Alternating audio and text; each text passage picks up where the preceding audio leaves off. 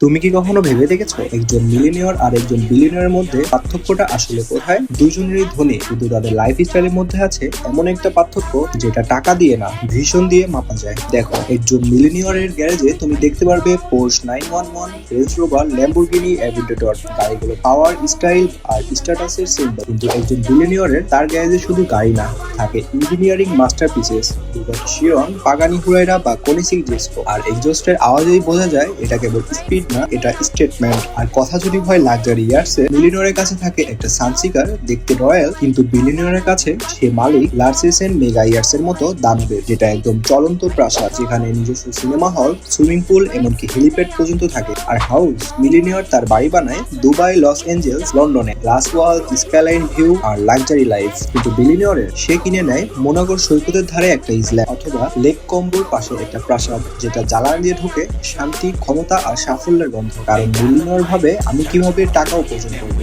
কিন্তু বিলিনিয়র ভাবে আমি কিভাবে টাকা খরচ করবো। তাই মনে রেখো, ধনী হওয়া সহজ, কিন্তু বড় ভাবতে পারা এটা আসলেই একটা বিলিনিয়রের মাইন্ডসেট। দারুণ দারুণ ফ্যাক্ট জানতে সাবস্ক্রাইব করো।